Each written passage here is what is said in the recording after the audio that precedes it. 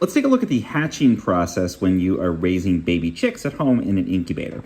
So as you can see, we've got quite a few who have just hatched. So these guys are less than a day old now. They're gonna live in the incubator for a bit, but we also have some eggs in a variety of different stages here.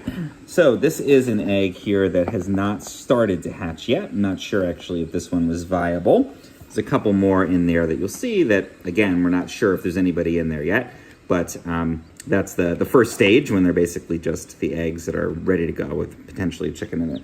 Then you get into the pipping process, which is when you start to see these little cracks appearing in the shell. It's a little hard to see through the condensation on here, but basically the chicken starts to break out with this little beak from the inside. You might see the egg move. I actually started to hear peeping inside the egg before this process was complete. And then after a certain point, it'll go from the pipping, again with that little hole, you'll start to see a beak come out.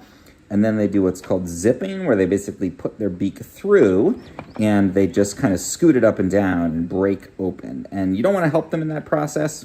They'll figure it out. Their litter mates or hatch flock mates, whatever it is, will kind of knock the eggs around, which does seem to help too.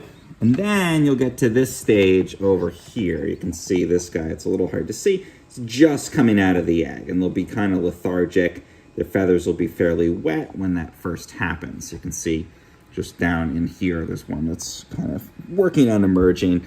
Often, like this one, they'll just lie there for a while at first.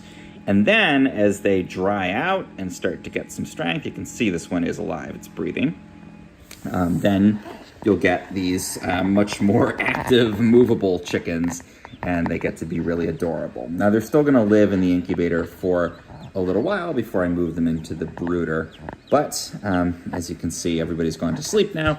They're not as interested in what I'm doing with the camera over here. They're gonna rest a lot, but they're gonna dry out, get super fluffy and cute. And then once everybody's out of their eggs and they've had some time to acclimate in the incubator, I'll move them into a brooder and definitely need to provide supplementary heat.